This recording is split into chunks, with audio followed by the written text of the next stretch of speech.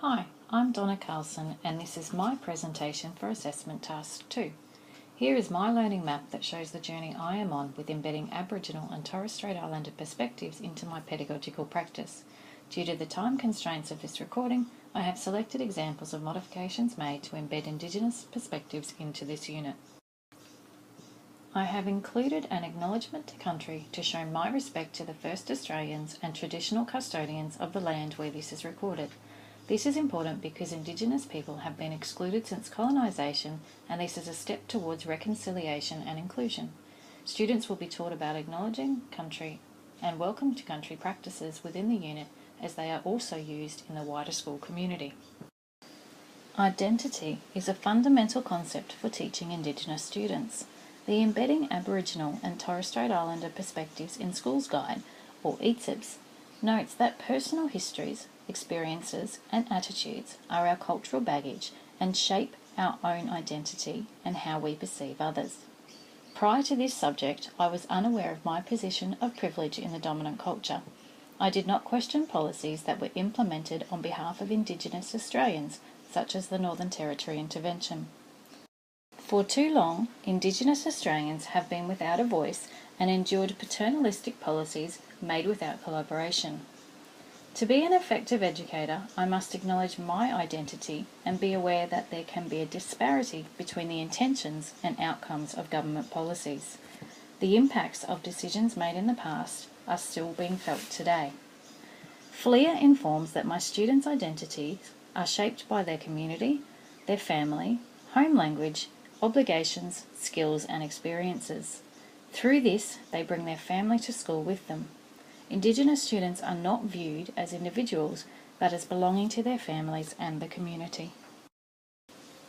I acknowledge the impact of identity and will use this to understand my students and how they learn as part of the wider community.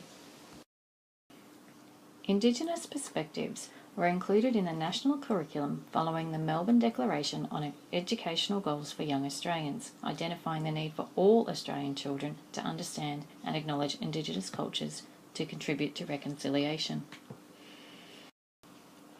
To inform my pedagogical practice, I have referred to successful initiatives that promote respect for cultural knowledge and recognise Indigenous ways of working. To authentically teach Indigenous perspectives, they must be embedded into the curriculum content and delivery. The ETSIBS Guide provides educators with a tool to build relationships with Indigenous people, teach all students respect and understanding for Indigenous cultures past and present, and improve learning outcomes for Indigenous students. Working alongside the ETSIBS document is Tyson Yunkaporta's 8 Ways of Learning framework for embedding Indigenous perspectives.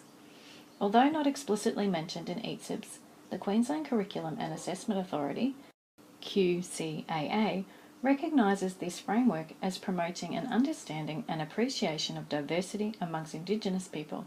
I have used both of these frameworks to modify my HAS unit plan. Aligning with the ETSIBS Guide, I evaluated a PrEP HAS unit and found it to contain limited Indigenous perspectives or content. In this unit, students learn that we can observe, describe and represent special places as maps or models, and suggest ways to care for a special place. The original plan included an excursion to a commercial strawberry farm. In Assessment 1, my reflection suggested seeking advice from a local Indigenous person to check my changes. I now view that as paternalistic and understand that to enable two-way planning and inclusion, I must foster partnerships and engage with the local community. I would initiate informal yarn meetings to allow families and communities to feel welcome, safe, included and valued in the planning and decision making of my classroom. Hacking, Byrne, Gower and Anderson found that knowing students, building relationships, fostering agency and a collaborative approach alongside hands-on activities and connecting the content and activities to the local context can improve engagement in science for Indigenous students, as well as other disengaged students in the class. Although this is a HAS unit, these strategies are transferable and all students in the class can meaningfully engage with the content and activities that cater to different learning needs. Lesson 1 begins the orienting phase of this unit and has been modified to include learning maps story sharing, non-verbal, and deconstruct-reconstruct strategies from the 8 Ways Learning Framework. Learning maps show the learning goals for the unit, and students can see what they are expected to learn. Slide 1 shows my learning map from this subject. A similar map will be created for the unit. I will model the yarning circle activity, which demonstrates many of the learning goals for the unit, by sharing my own story about my special place, its features, and how I care for it. I will use visuals and movement to support my story. This aligns with the deconstruct-reconstruct strategy. According to QCAA, yarning circles are a teaching and learning strategy where everyone uses Indigenous ways of working to learn from the group and build respectful relationships.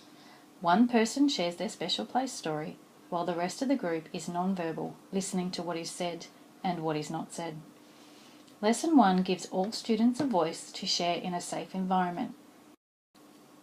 Hearing these stories shows me what students already know and informs my planning. The use of visual, non-verbal, and oral language strategies, alongside scaffolding and modelling, caters to different learning styles and supports all learners in my classroom. Lesson 10 falls in the enhancing phase of this unit. The unmodified plan explored the meaning of country to Indigenous people using Gari, or as we know it, Fraser Island, for an example. This is an opportunity to explore why it has 2 names and can lead to non-linear ways to create deeper meaning. However, as Gari is outside of Gubbi Gubbi country, and to make the content relevant for local students, I've changed the focus to Little Rocky Creek in Landsborough, which is also the new location for the excursion. Students will learn about the features of local country and how it may have been cared for in the past. Ultimately, this lesson would include co-teaching by a local Indigenous community member that I would engage following QCAA and school policy guidelines. However, the employment of a local guide on country for the excursion is a more attainable prospect. With 2-way planning, community support and local resources, we can still explore why this country is special to the Gubbi Gubbi people. The excursion will deepen students' knowledge of the local stories and connection to country when explored with a local guide. This lesson now has a discussion about the importance of acknowledging country to show respect for the traditional owners. To increase engagement with the unit and level the playing field with technology, students will work in groups to creatively use symbols and images to represent features on the map of Little Rocky Creek. Skills and expectations have already been modelled throughout the unit, and students access peer and teacher scaffolding to complete the task. These strategies, alongside the use of technology, making the content relevant by changing the focus of the lesson to a local place, and story sharing, are strategies that assist all students by targeting different learning styles, needs and interests. In Task 1, I did not modify the assessment. With the knowledge I have gained through this course about the importance of community links and partnerships, I would embrace the opportunity to use the assessment as a culminating event where students share their learning from the unit. The assessment will require students to choose their preferred method, such as technology, story sharing in their home language, dance, movement, drawing, or making 3D creations, to share and showcase their learning with families and the community. By providing students with a choice, they can show their depth of learning in ways that are best suited and meaningful for them.